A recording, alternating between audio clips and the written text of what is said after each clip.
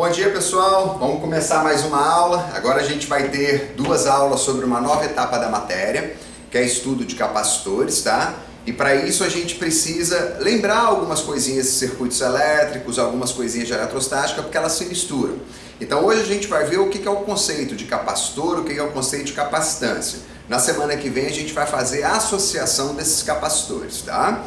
Então, a princípio, o que seria a capacitância? A capacitância, ela é a capacidade de armazenamento de energia elétrica, ou se você preferir, tá? Capacidade de armazenamento de carga elétrica. Então, a gente sabe que um determinado corpo, ele tem condição de armazenar uma certa quantidade de carga. Imagine que eu coloquei aqui uma determinada esfera, tá? E essa esfera, ela apresenta um certo raio R. Vamos supor que ela é feita de um material condutor. Vocês entendem que se eu for jogando carga para a sua estrutura, ou nesse caso aqui, como ela está positiva, se eu for tirando elétron, ela vai acumulando carga positiva. Só que vocês entendem também que se eu for tirando elétron, isso aqui vai ficando cada vez mais positivo, que vai aumentando o potencial dela e chega uma hora que ela vai ter uma descarga em relação a algum corpo que esteja na sua proximidade. Por quê? Porque à medida que ela vai acumulando carga, ela vai criando um campo elétrico muito intenso que tem aqui nas redondezas, fazendo com que apareça forças muito grandes sobre os elétrons, gerando movimentação desses elétrons, tá? Então a gente entende que se a gente tem uma pequena esfera, a quantidade de carga que a gente conseguiria colocar ali seria bem pequena. Se a gente tem uma esfera maior, a gente conseguiria colocar mais carga nessa esfera. Então, à medida que vai aumentando a capacidade de colocar carga nesse corpo, significa que maior é a sua capacitância. Então, no caso de um corpo esférico, se a gente quiser calcular a capacidade de armazenamento de carga, ou se preferir a capacitância desse corpo esférico, é só pegar o raio e dividir pela constante eletrostática do meio. Não sei se vocês lembram que esse K já apareceu lá na lei de Coulomb, que ele tem a ver com o meio onde esse corpo está imerso. Então, nesse caso aqui, se ele estiver imerso no ar ou no vácuo, esse K já tem um valor tabelado, que é 9 vezes 10 na 9, tá?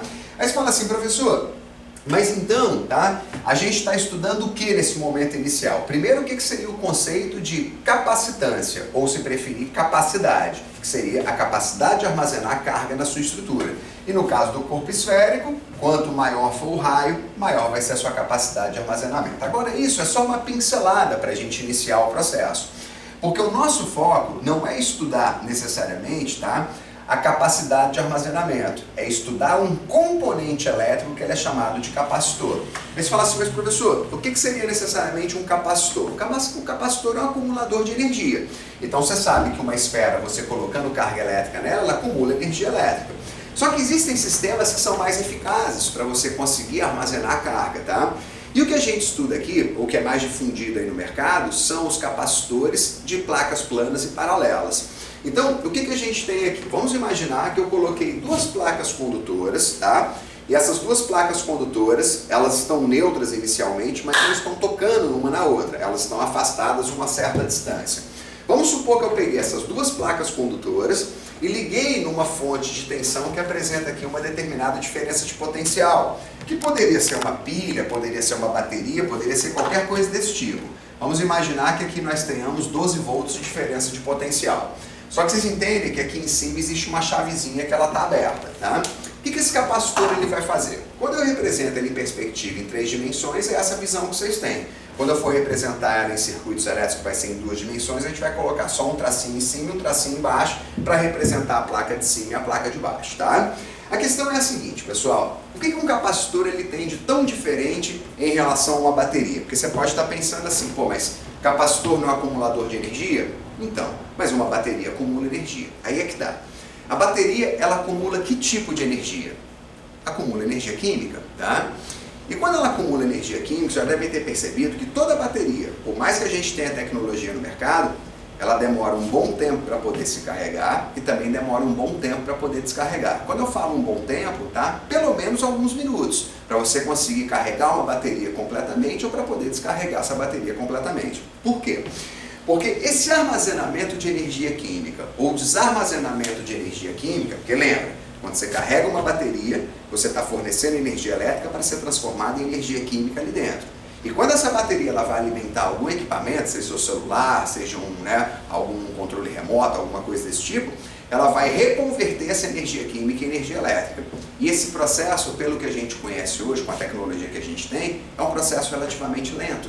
Toda vez que a gente tenta acelerar o processo de conversão de energia elétrica para química e vice-versa, a gente normalmente gera muito desgaste na estrutura da bateria. Então a gente reduz a vida útil dela. Pode notar que por mais que avance a tecnologia dos celulares, todo celular demora minimamente uma meia hora para chegar numa carga plena. Minimamente, tá? O capacitor, o que ele tem de vantagem? O capacitor não mexe com energia química. Você fornece energia elétrica, ele armazena energia elétrica, na hora de liberar, ele vai liberar energia elétrica também. E pelo fato dele não mexer com energia química, ele pode ser extremamente rápido. Na hora que eu falo extremamente rápido, significa que o capacitor ele pode se carregar ou se descarregar milhões de vezes em um único segundo, dependendo da rapidez que o circuito tem, tá?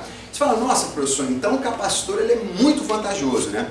Depende da aplicação, porque o capacitor ele é vantajoso no aspecto de poder se carregar rapidamente e descarregar rapidamente, mas ele não consegue acumular uma grande quantidade de carga, entendeu? Para ele acumular uma grande quantidade de carga, ele precisaria ser um capacitor muito grande, e a ocupação espacial também atrapalha quando a gente precisa, né, colocar em um determinado equipamento. Então a vantagem dele, só mexe com energia elétrica, então fornece energia elétrica, ele armazena elétrica, na hora de liberar, libera elétrica também. Então significa que ele pode fazer isso de maneira muito rápida. A desvantagem, o acúmulo de carga que ele consegue ter na sua estrutura é relativamente pequeno se comparado com uma bateria de mesma dimensão. Fala, legal, professor, e o que a gente vai estudar sobre o capacitor? Bom, primeiro, como determinar a capacitância, porque quando a gente tem um corpo esférico, né, a gente já viu aqui que para calcular a sua capacidade de armazenamento, a sua capacitância, é só pegar o raio e dividir pela constante eletrostática. Agora, quando a gente tiver capacitor de placas planas e paralelas, como é que a gente faz, tá, para calcular a capacitância ou a capacidade de armazenamento? É bem simples, é só pegar, tá, essa formulazinha aqui, ó, e determinar a capacitância deles. Fala, mas o que é cada uma dessas coisas aí nessa fórmula? Bom, o C é a capacitância ou a capacidade de armazenamento de carga. O A é a área entre essas placas, tá? O D é a distância existente dessas placas. E esse epsilon aqui é o que a gente chama de permissividade elétrica do meio. Ou seja, dependendo do material que a gente tem aqui entre essas placas, esse epsilon, que você pode chamar de Ezinho se você preferir, ele vai ter um valor diferente, tá? Para o ar e para o vácuo ele também já é tabelado. É um valor de aproximadamente 8,85 vezes 10 na menos 12. Mas não se preocupe que esses dados eles são passados para vocês, tá? Aí você fala, tá, legal, professor, isso aqui é para calcular a capacidade de armazenamento dele. Então, pelo que você disse, essa capacidade de armazenamento ela depende do tamanho dessas placas, que tem a ver com a área, depende da distância entre essas placas, né, que seria a separação entre elas, e depende do material que existe no seu centro. A gente vai estudar a influência desse material? Vai, mas com muito mais ênfase na próxima semana, tá? É na próxima semana que a gente vai tratar a influência desse material. Por enquanto, é só lembrar que isso tem a ver com o que for colocado entre essas placas. Você fala, tá, e o que seria bom a gente conhecer? Primeira coisa, como o capacitor ele se carrega e como ele se descarrega, tá? Depois a gente vai ver toda a análise dele dentro de circuitos e as aplicações práticas também. Então, olha como é simples, tá? Primeiro, enquanto a chavezinha aqui ela estiver aberta, significa que o capacitor ele não se conectou aqui na fonte. Na hora que você fechar essa chavezinha, o que vai acontecer? Lembra que o traço maior é acúmulo de carga positiva e o traço menor é acúmulo de carga negativa. Lembra que eu falei para vocês que essa placa ela é neutra, mas ela é condutora? Então, no momento que eu conectar, essas cargas positivas começam a atrair elétrons dessa placa, tá? E se começa a atrair elétrons, é porque está saindo elétron dessa placa de cima. À medida que sai elétron dessa placa de cima, essa placa de cima ela vai se tornando positiva, tá? Só que a gente não pode esquecer, num circuito elétrico, eu sempre falei para vocês que existem duas regras. A primeira regra, toda tensão que é fornecida tem que ser absorvida, e a segunda regra é que toda corrente que sai tem que voltar. Então, se estiver chegando aqui 1 bilhão de elétrons, é porque obrigatoriamente está saindo também 1 bilhão de elétrons. E esses elétrons eles vão se acumular aqui na parte de baixo. Então, o que a gente vai ter é uma placa carregada positivamente e uma outra placa carregada negativamente. Só que a gente não pode esquecer, tá? Se sair daqui 1 milhão de elétrons, o que sobrou aqui? 1 milhão de prótons, tá? E se sair 1 milhão de elétrons aqui, tem que chegar 1 milhão de elétrons ali embaixo. Então a gente tem na placa de cima 1 milhão de prótons e a gente tem na placa de baixo 1 milhão de elétrons em excesso. Ou seja, a carga que a placa de cima adquirir, é a mesma carga que a placa de baixo vai adquirir. Só que é importante salientar, essa distância entre as placas normalmente ela é bem pequena, tá? Então não sei se vocês se recordam, para a gente formar campo elétrico uniforme, o que a gente precisaria? Placas muito próximas uma da outra, se comparada com o tamanho das placas, carregadas com cargas de mesmo valor, mas de sinais opostos, que são exatamente as condições que a gente observa aqui. Então eu posso dizer para vocês com bastante tranquilidade, lembra que o campo elétrico sempre sai da positiva e entra na negativa, já posso dizer para vocês que dentro de um capacitor existe um campo elétrico uniforme, tá? E que obviamente isso aqui não vai ser o foco do nosso estudo, que a gente já estudou campo elétrico uniforme. É só para vocês saberem que quando eles falarem que existe uma partícula que está se deslocando no interior das placas de um capacitor, ele está querendo te dizer que está se deslocando dentro de um campo elétrico uniforme. E lembra que dentro do campo elétrico uniforme a fórmula mais usual é o EDU, que a gente viu de novo na semana passada, tá? Então, pessoal, olha como é que acontece então, tá? Sem ficar focando no campo elétrico uniforme aqui. Enquanto estiver saindo elétron, essa placa está se carregando. Enquanto estiver chegando elétron, essa placa está se carregando. Quando é que vai parar o fluxo de elétrons? Ah, eu não lembro. Fluxo de elétrons é corrente elétrica. E para ter corrente elétrica significa que tem que ter diferença de potencial. Ou seja, vai chegar uma hora que esse acúmulo de carga na placa de cima e esse acúmulo de carga na placa de baixo vai produzir o seguinte, ó. Esse acúmulo aqui vai produzir mais 6 volts e esse acúmulo aqui vai produzir menos 6 volts. Qual é a diferença de potencial que a gente vai ter aqui? Não vai ser 12? Quando aqui atingir 12 e ali atingir 12, vai cessar esse fluxo de elétrons. E cessa por quê? Porque para ter corrente, significa que tem que ter diferença de potencial. Então, se liga no que a gente vai perceber a partir disso aqui. Todo capacitor, enquanto ele não tiver a tensão que ele está recebendo, ele está sendo o quê? Ele está sendo carregado. Depois que o capacitor se carregou, significa que ele adquiriu o mesmo potencial da fonte, pelo menos no caso que eu estou mostrando aqui para vocês, e um detalhe importante, vai parar de sair elétron e chegar elétron. Então o que a gente vai fazer? O vestibular ele pode perguntar sobre o comportamento de qualquer coisa, mas pedir para calcular, ele nunca vai pedir para você calcular a fase transitória. O que eu chamo de fase transitória? Fase transitória é quando ele está saindo de uma situação de não carregamento para carregamento, ou sair de uma situação de carregado para descarregado. A gente não vai calcular a fase transitória, a gente só calcula assim, ou o capacitor está carregado ou ele está descarregado, tá? Enquanto ele está transitando nesse processo aí de armazenar carga ou de perder carga, a gente não tem como calcular porque a gente não tem matemática suficiente para isso aqui, tá? Então, pessoal, a informação mais importante que a gente tem que guardar para essa aula, tá? Todo capacitor carregado não admite fluxo de cargas em sua estrutura. Mas fala por quê, professor? Porque quando o capacitor ele se carregou completamente, significa que não pode mais estar saindo elétron da placa de cima e nem chegando elétron na placa de baixo. Porque se isso estivesse acontecendo, ele estaria em processo de carregamento. E como eu falei para vocês, a gente não executa cálculo para essa etapa. Então, ó, considerando que quando eu fechei essa chavezinha, estava saindo elétron daqui e chegando elétron ali embaixo. Na hora que cessou esse fluxo de elétrons, é porque o capacitor ele já se carregou. E na hora que o capacitor ele já se carregou, a corrente pelo capacitor vai ser sempre igual a zero. A gente não pode esquecer que a corrente ela funciona como transmissor de energia. Então a corrente ela está tirando a energia da fonte para ser armazenada aqui. Você fala, professor, mas agora se eu quisesse pegar esse capacitor e descarregar em alguma coisa? Bom, você pode pegar esse capacitor agora e só fazer uma ligação assim, ó, tá? Pegar esse cara e ligar aqui, ó, por exemplo, numa lâmpada. Tá, mas que tipo de lâmpada? Pode ser a lâmpada de um flash de uma máquina fotográfica, por exemplo, tá? Porque você sabe que o flash de uma máquina fotográfica, o que ele faz? É uma luz que recebe, é uma lâmpadazinha que recebe bastante energia num curto intervalo de tempo. Lembra que o capacitor, ele se carrega rapidamente e também libera essa energia rapidamente. Quem é lento é a pilha ou bateria, lembra disso? Porque mexe com energia química. Então, na hora que o capacitor ele se carregou, olha o que eu posso fazer. Colocar um flashzinho aqui, ó, tá? Eu coloco o flash de uma máquina fotográfica e na hora que eu aperto lá na maquinazinha, essa chave vai fechar rapidamente e depois abrir. Na hora que ela fecha rapidamente, o que vai acontecer? Os elétrons que estavam na placa de baixo, eles fazem isso, ó, passam rapidamente pelo flash para ir lá para a placa de cima. Ué, mas por quê, professor? Porque carga positiva atrai carga negativa. Na hora que isso aqui passar por esse flash, vai entregar energia e ele vai emitir um grande brilho por um curto intervalo de tempo. Logo depois disso, a chave vai abrir. O que vai acontecer? a fonte vai voltar a carregar o capacitor novamente. Então, pessoal, lembra do que eu falei para vocês.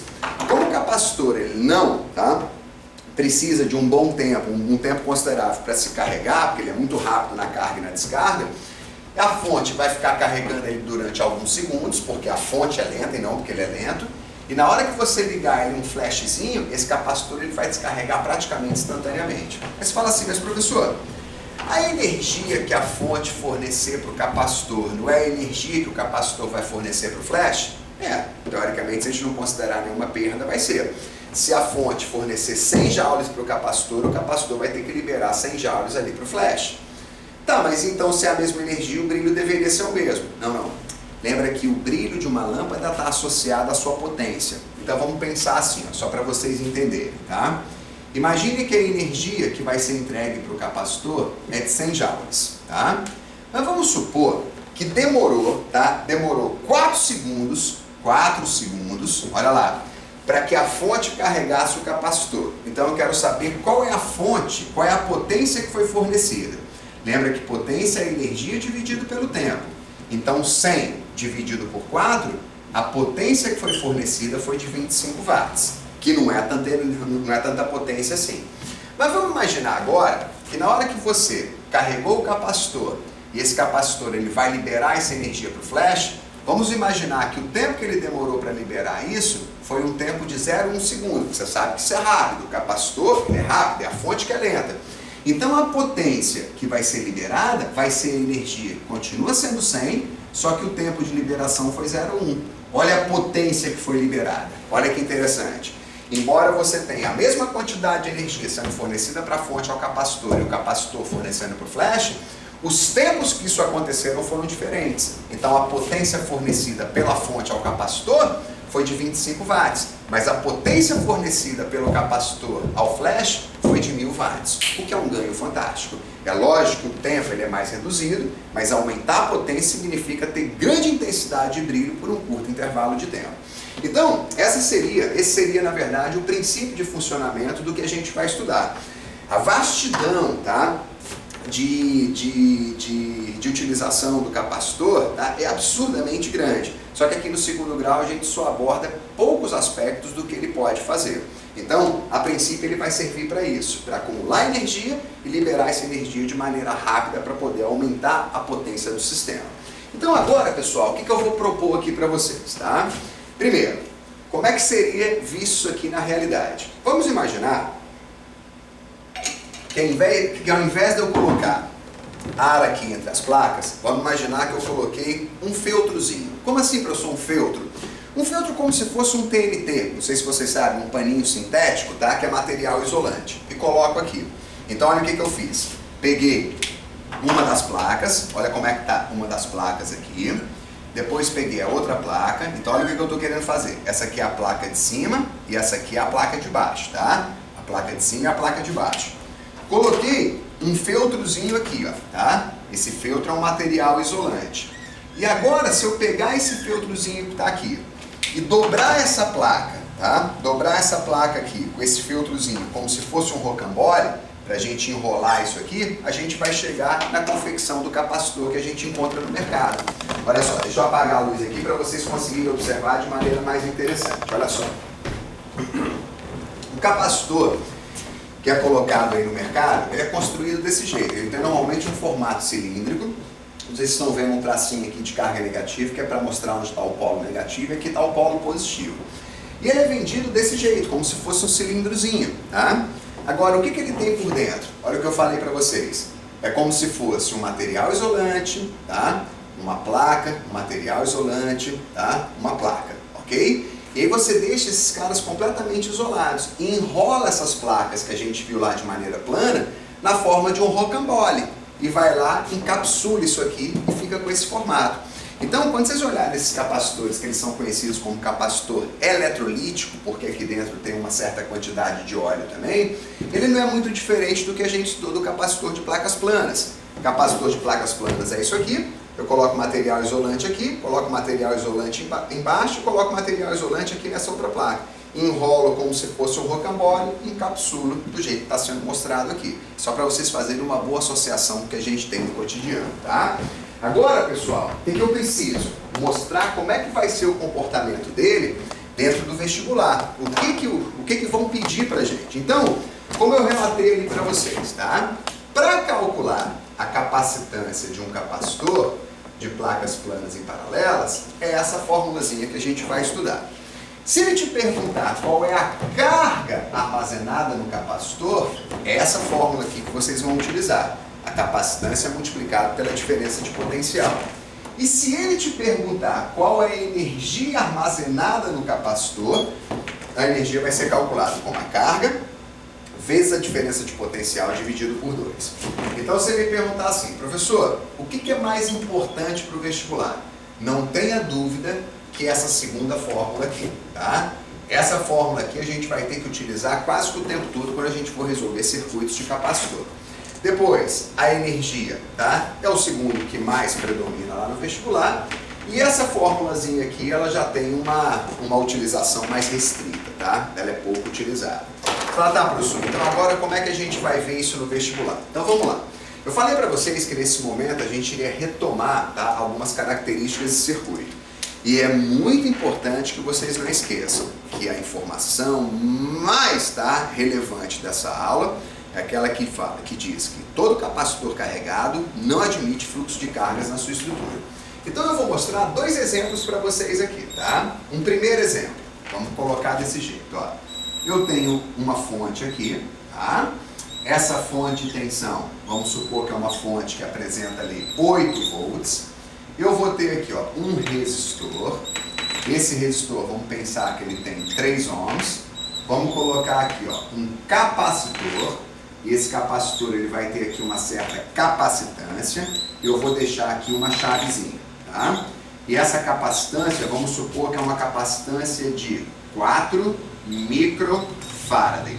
Capacitância é a capacidade de armazenamento, micro é 10 na menos 6 e Faraday é a unidade de armazenamento de carga, tá? A unidade de capacitância, melhor dizendo. Então vamos pensar, primeiramente, do jeito que está aqui o meu circuito, vocês entendem que o traço maior é acúmulo de carga positiva e o traço menor é acúmulo de carga negativa. E a gente tem uma chavezinha aqui que está aberta. O que eu quero que vocês calculem? Eu quero que vocês calculem qual é a carga que esse capacitor vai armazenar e qual é a energia que ele vai armazenar no momento que eu fechar a chave. Então me ajuda. Fechei a chave. Pá! Você sabe que na hora que eu fechar a chave eu fiz a conexão da fonte com o capacitor. Lembra que vai começar a sair elétron daqui e chegar elétron na placa de baixo. Então essas placas elas vão começar a se carregar. Só que para qualquer coisa que a gente vai calcular, a gente não considera a fase transitória.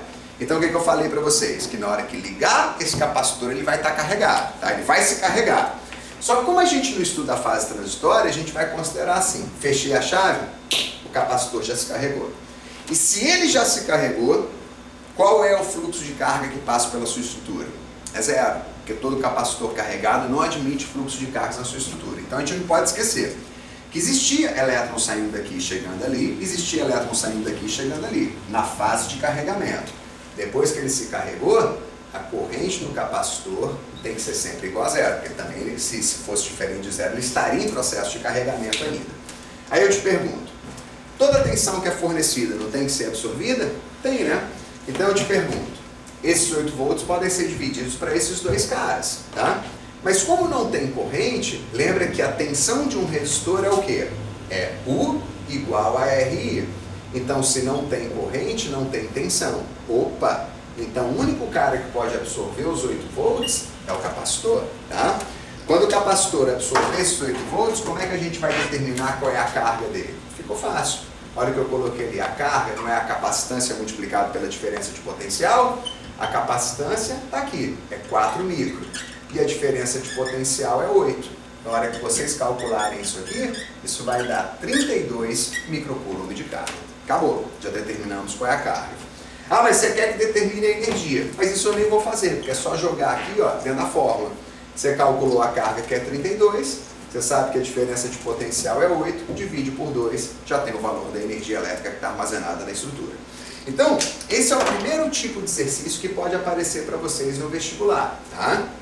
Já o segundo tipo de exercício seria isso aqui, ó. Vamos colocar de novo. Uma fonte aqui de tensão, tá? essa fonte de tensão, eu vou colocar que ela tem aqui 12 volts no total, vou colocar um resistor aqui, vou colocar um outro resistor aqui, ó, tá? E vou colocar um capacitor aqui nessa posição. Esse capacitor, eu vou dizer para vocês, tá? Que ele tem uma capacitância de 3 nanofarad. Lembra que o nano é 10 na menos 9, tá? Esse resistor aqui, eu vou dizer para vocês que é um resistor de 4 ohms, e aqui eu vou dizer que é um resistor de 2 ohms, tá? E eu quero saber de novo de vocês, qual é a carga e qual é a energia que esse capacitor vai armazenar. Primeira pergunta, olhando lá para o circuito, olhem lá para o circuito. A gente tem alguma chavezinha ali? Não, né? Então significa que o capacitor ele já está ligado na fonte. E se ele já está ligado na fonte, significa que ele já está carregado. Se ele está carregado, o que eu falei para vocês considerarem? Que tem fluxo de cargas na sua estrutura ou que não tem fluxo de cargas na sua estrutura? Não tem. Então, a corrente que vem aqui para o capacitor é igual a zero. O professor, em nenhum momento teve corrente? Não. Teve um momento, né, que teve corrente, que era quando a fonte estava carregando o capacitor. Mas depois que ele se carregou, não tem mais fluxo de cargas na sua estrutura. Você fala, pô, então a corrente do circuito é igual a zero sempre. Opa! Aqui a corrente do circuito tinha que passar pelo capacitor. Mas aqui vocês entendem que a corrente ela pode circular por aqui, ó, tá? Ela não tem problema. Então, enquanto o capacitor estava se carregando, essa corrente que chegava aqui, ela se dividia para poder carregar esse cara. Mas depois que ele se carregou, toda a corrente ela circula por aqui. Aí o que eu quero que vocês considerem? O capacitor, quando estava sendo carregado, ele estava consumindo energia da fonte. Mas agora que ele já se carregou, ele não está mais consumindo nada e também não está fornecendo nada. Conclusão, esse cara está inerte no circuito agora, tá? Ele não está fazendo nada. Então sabe o que você faz? Calcula o circuito como vocês já estão acostumados. Concordam que o 2 e o 4 estão em série se a gente considerar que esse cara está inerte e não está indo corrente para lá. Então só faz assim, ó, a tensão total do circuito é a resistência multiplicada pela corrente.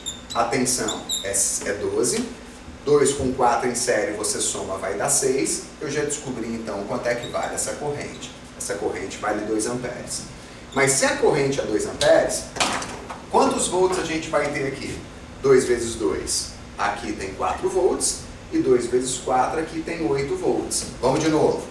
Concordam que os 12 que é fornecido tem que ser absorvido. 8 aqui, mais 4 ali, 8 mais 4 dá 12. Então já sei que está certo. Agora vamos pensar.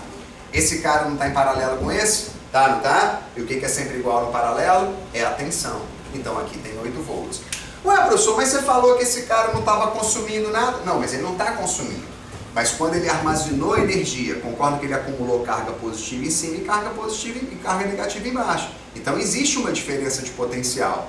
E pela regra de circuito, se ele está em paralelo com aquele, obrigatoriamente tem que ter a mesma tensão. Agora ficou fácil. Para determinar a carga, é C vezes U. Tá? Qual é a capacitância? É 3 nano. E qual é a diferença de potencial? É 8. Então essa carga aqui, ó, é de 24 nanocoulomb. Legal. E para determinar a energia que está armazenada nesse cara, só pegar agora a formulazinha, você tem a carga, você tem a tensão, divide por 2, já vai ter energia que está armazenada naquele cara. Então, pessoal, esses dois tipos de circuitos, quando se fala de um único capacitor, tá, é o que mais vai aparecer para vocês no vestibular. Tá? Agora, quando se fala de mais de um capacitor, aí você tem uma quantidade de possibilidades aí bem maior. Tá? Você fala, legal, professor, a gente poderia fazer agora. Agora eu vou pegar um exercício da sua apostila, tá? E a gente vai resolver juntos. Eu quero que vocês localizem lá. Então deixa eu ver aqui qual é o número da questão. Eu estou com o papelzinho ali, mas antes eu vou apagar aqui o quadro. Enquanto isso, vocês vão se preparando aí para a resolução da questão. Tá? Então olha só o que ele propõe aqui para a gente. Eu vou ler o enunciado. O número da questão é 11. Deixa eu conferir aqui. É isso mesmo. Tá? É uma questão que é do ITA, então é de se esperar que seja uma questão um pouquinho mais elaborada. Está na página 5, tá, da apostila de vocês, aula 22. Então ele fala assim: considere o vão existente entre cada tecla de um computador e a base do teclado. Então tem a tecla, na hora que você aperta, tem a base do teclado. Tá? O que ele diz aqui pra gente? Em cada vão existem duas placas metálicas, uma presa na base do teclado e outra presa na tecla. Traduzindo, Está aqui a base do teclado, tem uma placa metálica. E aqui está a tecla, tá? Que também tem uma placa metálica. Na hora que você aperta, essas placas metálicas elas se aproximam ou se afastam, tá? E olha o que ele diz pra gente. Em conjunto, elas funcionam como se fosse um capacitor plano de placas paralelas imersas no ar. Quando você aciona a tecla, diminui a distância entre as placas e a sua capacitância ela vai aumentar. Vamos lembrar por quê? Olha para cá. O material entre elas continua sendo ar. A área das placas é a mesma, mas se eu diminuir essa distância, a capacitância ela vai aumentar. Então é isso que ele está querendo dizer, tá? Um circuito elétrico detecta a variação da capacitância, indicativa do movimento da tecla. Considere então que um dado teclado, cujas placas metálicas têm uma área de 40 milímetros quadrados, de uma distância inicial de 0,7 milímetro, e considere ainda que a permissividade elétrica do ar seja de 9 vezes 10 na menos 12. Então ele pede para você o seguinte, o que ele falou ali, ó. Se o circuito eletrônico é capaz de detectar uma variação de capacitância de 0,2 picofaraday, esse pezinho minúsculo é pico, que é 10 na menos 12, tá? Então qualquer tecla deve ser deslocada pelo menos quanto? Então olha o que ele falou. Quando você aperta a tecla, você vai diminuir a distância entre essas placas, tá? E se você reduz a distância entre as placas, você vai aumentar a capacitância. O circuito eletrônico ele consegue mapear uma variação, tá? de capacitância de 0,2 pico. E ele quer saber qual é a distância mínima que você deve movimentar. Então, o legal é você fazer o seguinte, tá? O legal é você fazer um esboço do que está acontecendo na primeira e na segunda situação. Então, ó, nós temos aqui a questão número 11, tá? Que primeiro, você tem aqui a placa, tá? Pensa que aqui está a tecla, pode pensar desse jeito. E aqui você tem, ó, a base do teclado, tá? Que aqui está a base, conforme ele falou no enunciado. Ele disse que essa área aí, tá? Vamos conferir aqui, ó. Ele falou que essa área é uma área de quanto? De 40 milímetros quadrados. E se eu passar isso aqui para o sistema internacional, vai dar 40 vezes 10 na menos 6 metros quadrados. E ainda disse que essa distância aqui, ó, é uma distância de zero, que eu vou chamar de distância inicial. E essa distância inicial é de 7 milímetros. E 7 milímetros, peraí, conferindo, 0,7 milímetro, tá? E 0,7 milímetro é a mesma coisa que 0,7 vezes 10 na menos 3 metros, ok? O que mais que ele falou pra gente? Falou que a permissividade elétrica do vácuo é 9 vezes 10 na menos 12, tá? Faraday por metro. Lembra que eu falei para vocês que é aproximadamente 8,85, tá? Mas ele aproximou aqui para 9. Muito bem. Aí o que ele falou? Que essa é a situação de início. Então vamos colocar aqui que isso é o início, tá? Do nosso processo. E aí, já na situação final, o que você vai ter? Você vai ter que deslocar isso aqui uma certa quantidade, tá? Essa placa aqui vai ter que ser deslocada uma certa quantidade, para que a gente tenha uma detecção do circuito eletrônico. E aqui tendo uma nova distância, que eu vou chamar isso aqui de D', tá? Lembra que aqui continua sendo a base e que aqui continua sendo a tecla, tá? Legal?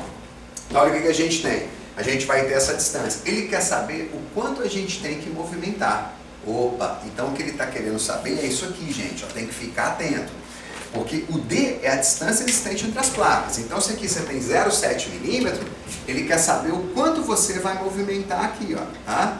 E o que você vai movimentar aqui é o que a gente chama de ΔD. E esse ΔD é exatamente o que ele quer saber. Tá claro o que ele falou? Então, assim, ó, ele vai apertar a tecla. Lembra que o seu dedo está aqui. Na hora que você aperta a tecla, você reduz essa distância. Você reduzindo essa distância, você vai ter uma nova capacitância. E se você vai ter uma nova capacitância, ele quer saber o quanto você tem que deslocar. Então, o que a gente vai fazer? Eu vou pegar os dados iniciais que a gente tem aqui, ó, para calcular qual é a capacitância inicial que nós temos aqui. Então, a capacitância inicial é a permissividade, a área e a distância inicial. Então, é só substituir os valores aqui, ó. 9 vezes 10 na menos 12. Essa área aqui, ó, 40 vezes 10 na menos 6. Dividido por essa distância, que é 0,7 vezes 10 na menos 3. Então, essa capacitância inicial, eu já calculei aqui, pessoal, tá? Para a gente ganhar um tempinho. Então, essa capacitância inicial, ela é aproximadamente 0,50 0,51, tá? Picofarad. Lembra que esse pico é 10 a menos 12, ok? Então esse é o valor da capacitância inicial.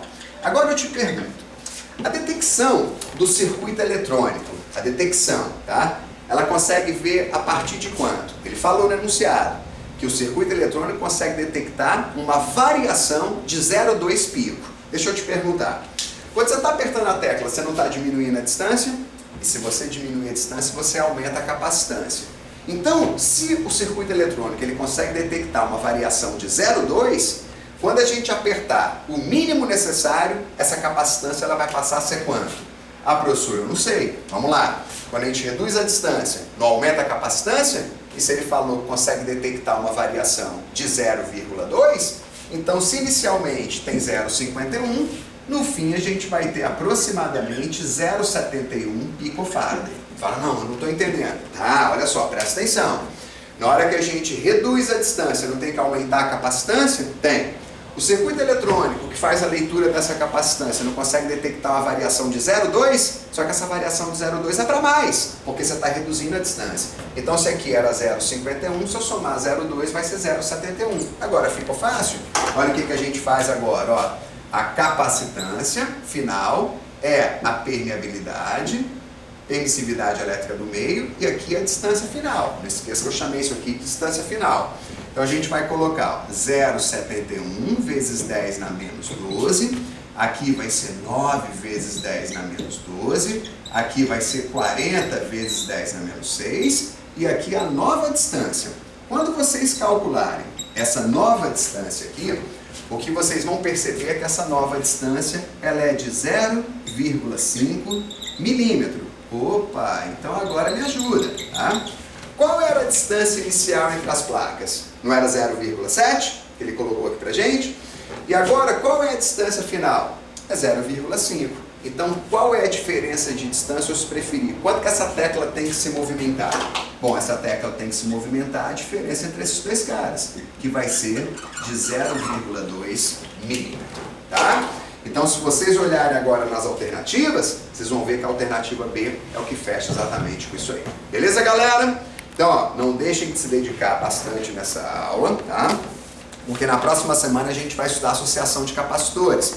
Eles vão precisar ter essas informações muito bem fundamentadas para poder entender direitinho a aula da semana que vem, tá bom? Uma ótima semana para vocês e a gente se vê semana que vem. Tchau, tchau!